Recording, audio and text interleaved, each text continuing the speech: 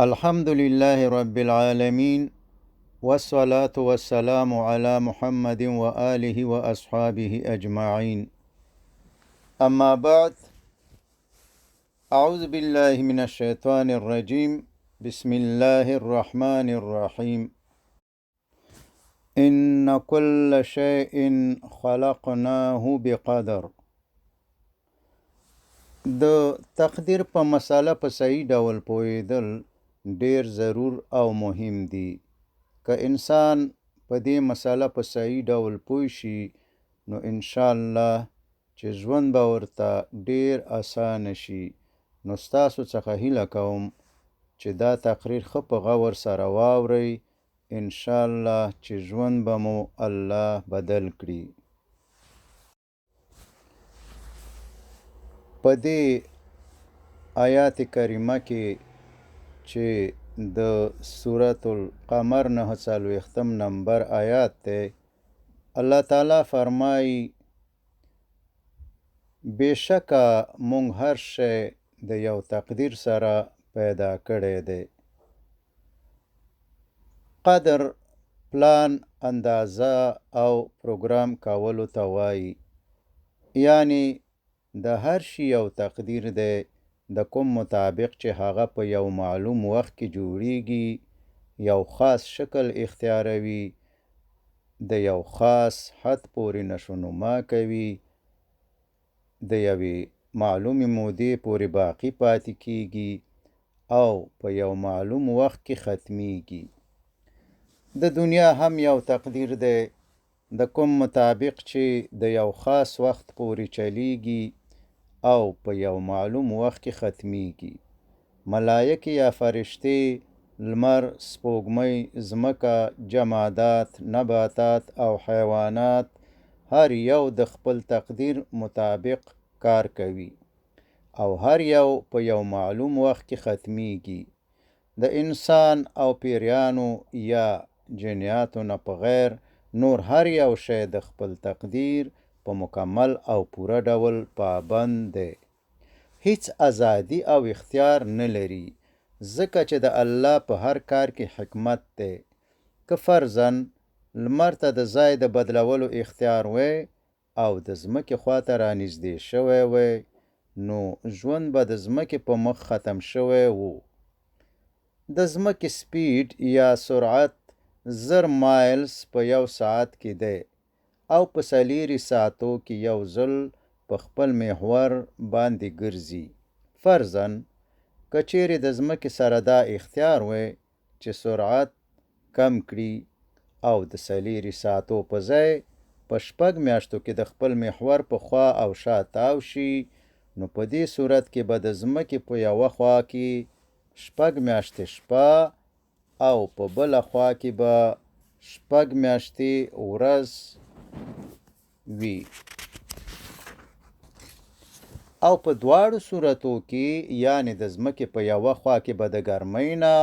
او په بله خوا کې به د یخنۍ نه ژوند د منځه لاړ شي. که هوا ته دا اختیار و چې خپل ترکیب ته تغییر ورکړي، فرضاً که د 15 دقیقو دپاره هوا اکسیجن د خپل ترکیب څخه وباسي نو د ځمکې په مخ به ژوند پاتې نشي. نو الله تعالی د کائناتو دا نظام داسې جوړ کړی دی چې هر شی حتی یوه وړه ذره یا اټوم هم د خپل تقدیر پابند دی او مخالفت نشي کولی، بلکې کوم تقدیر چې الله ورته جوړ کړی دی د هغې مطابق په معلوم وخت کې پیدا کیږي، یو شکل اختیاروي، کار کوي او د خپل تقدیر مطابق په یو معلوم وخت کې ختمیږي او په یو کار کې هم ازادي او اختیار نه لري. اوس راځو د حضرت انسان تقدیر ته، کومه چې زموږ د بحث اصلي موضوع ده. الله تعالی د جنت او دوزخ د فیصلې دپاره انسان ته امتحان پیدا کړو او د امتحان دپاره یې ورته د امتحان ځای یعنی دنیا پیدا کړه. د انسان عمر په حقیقت کې د دې امتحان موده یا وخت دی چې د دې مودې د خلاصېدو نه وروسته نور نو د امتحان ورکوونکي انسان د پاره په دارالامتحان یا د امتحان په کوټه کې د پاتې کېدو اجازه نشته او د مرګ د دروازې د لارې څخه برزخ ته لیږل کیږي او د امتحان سوالونه یا پرچې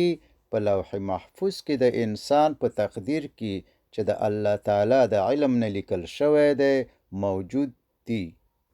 د دې دپاره چې انسان د دې امتحان دپاره آماده او تیار شي الله تعالی انسان ته عقل او علم ورکړو د فکر کولو صلاحیت ورکړو خو صرف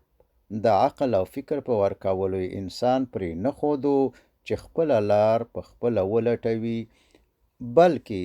دواړه لارې یعنې ښه لاره او بده لاره یې ور وښودله تر څو چې انسان ښه فکر او غور وکړي او د دې دواړو لارو څخه کوم یوه چې غواړي په خپله خوښه او ذمهوارۍ سره انتخاب او اختیار کړي د سورة البلد په 10 نمبر آیات کې فرمایي وهدیناه النجدین او مونږ وښودلې درته دواړه لارې یعنې د خیر او د شر همدارنګه الله تعالی د سورة الشمس په 8 نمبر آیات کې فرمایي فألهمها فجورها وتقواها پس الله تعالی د انسان بدی او نیکی هغه ته الهام کړه الله تعالی انسان ته په زړه او دماغ کې دا خبره اچولې ده چې دا ښه دي او دا بد دي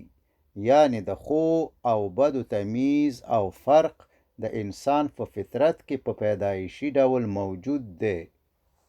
مثلا هر څوک په دې پوهیږي چې ظلم بد کار دی او د خلکو سره کومک کول عدالت او انصاف کول ښه کار دی هر سړی په دې پوهیږي چې دروغ بد او رښتیا ویل ښه دي همدارنګه د نفس لوامه یا ضمیر په نوم الله تعالی یو شی د انسان دننه ایښی دی کوم چې د بدو کارونو په کولو هر وخت انسان ملامته وي 1,40,000 زیاتو کم انبیا علیهم السلام چې اخرنی نبی او رسول حضرت محمد صلی الله علیه وسلم او اخرنی کتاب قرآن دی الله تعالی د همدې مقصد دپاره دنیا ته رالیږلی دي تر څو چې انسانانو ته تعلیم ورکړي او د دې امتحان دپاره یې آماده او تیار کړي د امتحان سوالونه په لوح محفوظ کې د انسان په لیکل شوي تقدیر کې د مخکې څخه موجود دي چې د واقعاتو په شکل په انسان راځي الله تعالی د سورة الحدید په 22 او 23 نمبر آیاتونو کې فرمایي ما أصاب من مصيبة في الأرض ولا في أنفسكم إلا في كتاب من قبل أن نبرأها إن ذلك على الله يسير لكي لا تأسوا على ما فاتكم ولا تفرحوا بما آتاكم والله لا يحب كل مختال فخور هیڅ مصیبت داسې نشته چې په ځمکه کې او یا ستاسو په خپلو نفسونو باندې نازل شي او مونږ هغه د پیدا کولو څخه مخکې په یو کتاب کې نه وي لیکلی دغسې کول د الله دپاره ډیر اسانه دي دا هر څه د دې دپاره دي چې په هغه زیان او نقصان باندې چې په تاسې وي غمجن او زړه ماتي نشئ او څه چې الله تعالی تاسې ته درکړي وي په هغې متکبر او مغرور نشئ او الله داسې خلک نه خوښوي چې خپل ځان لوی ګڼي او فخر کوي. یعنی هر واقعه او حادثه چې د انسان په ژوند او ځمکه کې واقع کیږي دا څه چانس او کو انسیډنس نه دی، بلکې هر واقعه د یو مکمل پلان او پروګرام مطابق واقع کیږي چې د پخوا څخه په لوح محفوظ کې په لیکل شوي ډول ثبت دي، او دا هر واقعه یا حادثه د امتحان یو سوال یا پرچه ده. مثلا په انسان غریبی راځي، امیری راځي، مریضی راځي او داسې نور، چې په حقیقت کې دا هر یو حالت د امتحان یو سوال یا پرچه ده چې یو هم په انسان په خپل سر او بای چانس نه راځي، بلکې هر حالت په انسان د هغه د تقدیر مطابق راځي او د انسان سره دا اختیار او صلاحیت نشته چې د تقدیر د واقعاتو مخه ونیسي او یا یې د منلو او قبلولو څخه انکار وکړي. فرضاً که د چا په تقدیر کې یو مرض لیکلی وي چې په حقیقت کې همدا مرض د امتحان یو سوال دی، نو انسان نشي کولی چې د دې مرض څخه ځان بچ کړي او یا یې مخنیوی وکړي، بلکې د تقدیر د لیکنې مطابق په معلوم وخت کې مرض په انسان راځي او انسان د مرض په قبلولو او منلو کې مجبور دی، که خوښه یې وي او که نه. نو دا چې ټول واقعات چې په انسان راځي د الله د طرف نه دي، یعنی امیری، پاچایی، غریبی او فقیری، صحت او مریضی، ګټه او تاوان او داسې نور ټول د الله د خوانه په انسان راځي چې په حقیقت کې همدغه واقعات د امتحان سوالونه دي. نو کله چې په یو انسان مشکلات، تکلیفونه، تاوانونه، مریضی او داسې نور راشي، نو انسان دا هر څه باید د الله تعالی د خوانه ازمیخت او امتحان وګڼي او غمجن او زړه ماتی نشي. او کله چې انسان ته مال، دولت، عزت، اولاد او قسم قسم د خوشحالۍ اسباب ورکول شي، دا هم انسان باید د الله تعالی د خوانه ازمیخت او امتحان وګڼي او په نورو خلکو ځان لوی او غټ ونه ګڼي او د کبر نه ځان وساتي، ځکه چې امیری، فقیری، عزت، اولاد، صحت، مریضی او داسې نور ټول واقعات الله تعالی په انسان باندې د نازلېدو او ظاهرېدو نه مخکې د انسان په تقدیر کې لیکلي او د الله په علم کې موجود دي او په معلوم وخت کې په انسان باندې راځي، ځکه چې د الله علم 100% صحیح او د غلطۍ او شک څخه پاک دی. د دې ځای پورې په دې پوه شو چې د جنت او دوزخ د فیصلې دپاره الله تعالی انسان ته امتحان پیدا کړو چې دنیا د دې امتحان د اخیستلو ځای دی. د انسان عمر د امتحان وخت یا موده ده چې د دې مودې د خلاصېدو نه وروسته نور نو انسان د امتحان په کوټه یا دنیا کې نه پرېښودل کیږي او د مرګ د دروازې د لارې نه برزخ ته لیږل کیږي او ټول د خیر او شر واقعات چې د انسان په تقدیر کې لیکل شوي دي او د انسان په ژوند کې راځي د دې امتحان سوالونه یا پرچې دي. اوس په دې خبره د پوهېدو کوشش کوو چې د انسان عمل څه شی دی او انسان د خپلو اعمالو په کولو کې څومره ازادي او اختیار لري. جواب دا دی چې د تقدیر د واقعاتو یا سوالونو په مقابل کې د انسان عکس العمل یا جوابونه د انسان اعمال دي. د دې دپاره چې انسان د تقدیر د یوې واقعې په مقابل کې څه قسم عکس العمل وښایي، یعنی ښه که بد، نو الله تعالی مخکې د مخکې نه انسان ته د ښه او بد عمل د پیژندلو، انتخابولو او کولو په باره کې مکمل هدایت ورکړی دی. لکه مخکې چې ذکر شو، الله تعالی انسان ته عقل، علم، 5 حواس او نفس لوامه یا ضمیر ورکړو، او د انسان په فطرت کې دا واچوله چې دا ښه لاره ده او دا بده لاره ده، دا نیک دي او دا بد دي. همدارنګه انبیا علیهم السلام د همدې مقصد دپاره راولېږل چې انسان ته په دې امتحان کې د کامیابېدو ښه عکس العمل او صحیح جوابونو لاره او طریقه وښایي. هر کله چې د انسان په ژوند کې د تقدیر یوه واقعه یا سوال راځي، نو انسان دا صلاحیت او اختیار نه لري چې د نوموړې واقعې یا سوال مخنیوی وکړي او یا یې د منلو او قبلولو نه انکار وکړي، بلکې انسان د خپل تقدیر په وړاندې مجبور دی که خوښه یې وي او که نه، نازل شوې واقعه یا سوال به قبلوي. خو د واقعې د نزول یعنی د امتحان د سوال او پرچې د ورکولو نه وروسته نور نو الله تعالی پوره او مکمل اختیار او ازادي انسان ته ورکړې ده، یعنی انسان دا اختیار او صلاحیت لري چې د تقدیر د واقعې یا سوال په مقابل کې د الله د هدایت سره مطابق او سم عکس العمل وښیي او جواب ورکړي، یعنی نیک عمل وکړي، او یا د شیطانی لارو مطابق عکس العمل وښیي او جواب ورکړي، یعنی بد عمل وکړي.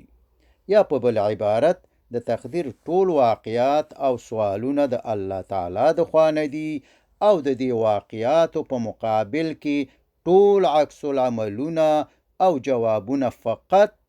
او صرف د بنده د خوا نه دي. یعنی الله تعالی سوال کوي او بنده جواب ورکوي. د جواب په ورکولو کې بنده ته مکمل اختیار او ازادي ورکول شوی ده، او د الله تعالی د خوا نه بنده د نیک او بد عکس العمل په ښودلو، د صحیح او غلط جواب په ورکولو او د نیک او بد عمل په کولو نه مجبوریږي، بلکې هر څه چې انسان کوي په خپل اختیار او مسؤلیت یې کوي. تاسو به نه اوریدلی وي او نه به مو لیدلی وي او نه به مو دا باور او یقین راځي چې په آینده کې به داسې وشي چې یو معلم شاګردانو ته د امتحان پرچې او سوالونه ورکړي او بیا دې ورته ووایي چې جوابونه به زما په خوښه لیکئ، او بعضې شاګردانو ته دې داسې جوابونه ووایي چې هر شاګرد د 100 نمرې واخلي، او بعضې شاګردانو ته دې داسې جوابونه ووایي چې هر شاګرد 80 نمبرې واخلي، او بعضې شاګردانو ته دې داسې جوابونه ووایي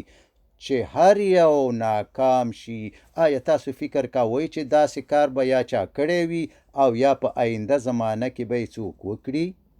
او که فرضاً کوم معلم داسې وکړي، نو بیا به تاسو څه فکر کوئ؟ ضرور به دا فکر کوئ چې دا خو امتحان نه دی، عجیبه معلم دی، سوال هم کوي او جواب هم وایي، په خپله خوښه څوک کامیابوي او څوک ناکاموي، دا خو ډیر بې انصافه، بې عدله او ظالم معلم دی. نو که د انسان نه د داسې یو بې انصافه کار توقع او امید نشي کېدی، نو الله تعالی خو ډیر عادل او د ظلم څخه پاک دی. یو ځل بیا باید تکرار کم چې د تقدیر واقعات یا د امتحان پرچې د الله تعالی د خوا نه دي او د واقعاتو په مقابل کې عکس العمل، د سوالونو جوابونه او اعمال د بنده د طرفه دي. او څوک چې دا ګستاخی او جرأت کوي چې د بنده اعمال الله تعالی ته منسوبوي، دا په الله تعالی باندې د ډیر لوی تهمت او بهتان جرأت کوي چې د حشر په میدان کې به الله تعالی ته جواب ورکوي. د سورة الدحر په 3 نمبر آیات کې فرمایي: انا هدیناه السبیل اما شاکرا و اما کفورا. بېشکه مونږ انسان ته سمه لار وښودله، نو یا شکر کوونکی جوړیږي او یا ناشکره. یعنی الله تعالی انسان ته هدایت وکړو نیک او بد لار، د دوزخ او د جنت لار، د ناکامیدو او د کامیابیدو لارې بنده ته وروښودې او د امتحان په ورکولو کې پوره ازادي او اختیار انسان ته ورکړو. نو د انسان خپله خوښه او اختیار دی چې په خپل مسؤلیت او ذمهوارۍ د شکر لار اختیاروي او که د کفر د تقدیر د واقعاتو په مقابل کې نیک عکس العمل ښیي او که بد د تقدیر سوالونو ته صحیح جوابونه وایي او که غلط او نیک عمل کوي او که بد د دې هر څه د کولو دپاره په خپله انسان مسؤل او ذمهوار دی او په همدې اساس الله تعالی ترېنه پوښتنه هم کوي، مګر په هغه کارونو کې چې الله تعالی بنده ته اختیار نه دی ورکړی، نو ځکه الله د هغوی پوښتنه هم نه کوي. مثلا الله تعالی د انسان نه دا پوښتنه نه کوي چې ته ولې نارینه او ښځه ولې نه یې، یا ولې د پلانکي زوی یې، یا ولې مالدارې، یا ولې غریبې، چې په دې ټولو حالاتو کې انسان بې اختیاره دی. نو الله تعالی پوښتنه ترې هم نه کوي او د هغو شیانو پوښتنه ترې کوي چې د هغو په کولو او نه کولو الله انسان ته علم او پوره اختیار ورکړی دی. په دې باره کې چې په لوح محفوظ کې هر شی د مخکې نه موجود دی، یعنی سوال یا واقعه او د نازل شوی سوال یا واقع په مقابل کې جواب یا عکس العمل د پخوا نه موجود دی، باید ووایو چې لکه چې مخکې دا خبره ذکر شوې ده چې سوالونه یا واقعات د الله د خوا نه دي او جوابونه یا د واقعاتو په مقابل کې عکس العمل د بنده د خوا نه دی. دا د حیرانتیا او تعجب خبره نه ده. هره ورځ تاسو په خبرونو یا نیوز کې د هوا حالات اورئ، که په اخبار کې لیکل شوي وي چې درېیمه ورځ واوره کیږي او بیا په درېیمه ورځ د اخبار د لیکلو مطابق واوره ورېدل شروع شي، نو په اخبار کې لیکل شوي پیشبیني چې انسان د خپل علم په واسطه کړې ده د واورې په ورېدو کې هیڅ رول او اثر نه لري، نو د انسان علم خو د الله د علم په مقابل کې صفر یا زیرو دی. د انسان علم محدود دی او د الله علم لا محدود دی. انسان نشي کولای چې په یو وخت کې دوه شیانو ته وګوري او یا د دوه خلکو سره خبرې په یو ځل یا یو وار وکړي او یا د دوه انسانانو خبرې په یو وار واوري، مګر الله تعالی ټول مخلوقات یعنی انسانان، حیوانات، د دریابونو مخلوقات، نباتات، جمادات، د اسمانونو مخلوقات او د وړو نه واړه ذرات په یو وخت کې ګوري، د ټولو سوالونه او غوښتنې په یو وار اوري او ټولو ته په یو ځل جواب ورکوي. ځمکه، اسمانونه او ټول کائنات کنټرولوي او د زړونو په پټو رازونو خبر دی. نو که د الله د علم په مقابل کې د صفر یا زیرو علم خاوند انسان د واورې د ورېدو پیشبینی کولی شي، نو د لا محدود علم او قدرت مالک الله تعالی ته د خپل بنده د اعمالو پیشبینی کول څه مشکل کار نه دی، بلکې الله ته دا کار ډیر اسانه دی. یعنی دا د الله په علم کې موجود دی چې انسان به د تقدیر د سوالونو او واقعاتو په مقابل کې په خپله خوښه څه جوابونه او عکس العمل ښیي. یعنی لوح محفوظ الله د خپل علم نه لیکلی دی، خو د دې دا مطلب نه دی چې الله د خو یا بدو اعمالو په کولو انسان مجبوروي. او په دې باید پوه شو چې د انسان په تقدیر کې په واضح ډول دا لیکل شوي دي چې په پلانکي انسان به پلانکی واقعه یا سوال د تقدیر د لیک او نوشتي مطابق نازلیږي او د واقعي یا سوال د نزول نه وروسته به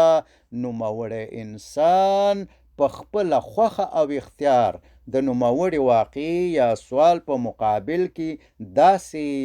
داسې عکس العمل یا جواب ورکوي، یعنی ښه یا بد عمل به کوي. مګر دا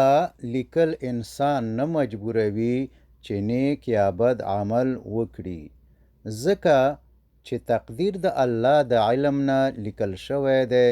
او دا د الله په علم کې دي چې انسان به د تقدیر د واقعاتو په مقابل کې څه قسم عکس العمل ښکاره کوي. مثلا که په هسپتال کې یو ډاکټر د یو مریض په باره کې د خپل علم نه ولیکي چې دا مریض د 40 ورځو نه وروسته مړ کیږي، آیا تاسو څه فکر کوئ چې د ډاکټر دا لیکل به د مریض په مرګ او ژوند څه تاثیر کوي؟